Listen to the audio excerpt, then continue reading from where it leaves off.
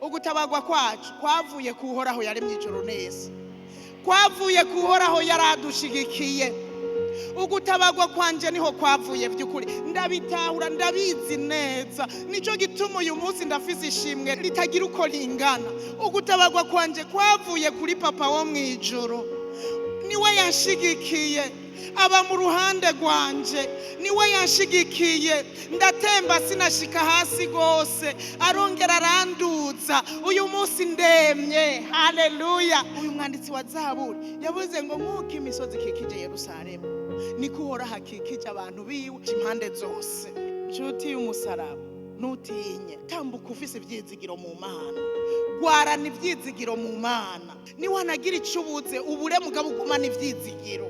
Gutakaza ivyizigiro ni ikintu kibi. Abamama bo batagira ivyizigiro baba bashaka gutembya imiryango. Abamama dukwiye kugumana ivyizigiro kugira ngo uko vyogenda kose turemeshe imiryango. Uhoraho mu ruhande rwacu azodutabara. Niwagira nibikugoye uze wibuke yuko ushigikiwe n'Uhoraho. Dushigikiwe n'Uhoraho. N'Uhoraho ari kumwe n'ingabo ziwe. Elisa ingabo zari zimukikuje akabwira Mana mpumurira amaso uyu mufasha wanje abona ingabo zidukikuje uko zingana. Murabizi neza urugendo rwiwe ari rwa Eliya rwa Elisa bari bashigikiwe n'Uhoraho.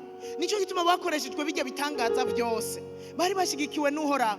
Hanyuma rero ingabo ziza kumutera. Rya jambo Dawidi yavuze ngo naho ingabo zosagaza ngo zintere, naho intambara yovyuka ikangwanya, no muri yo norema.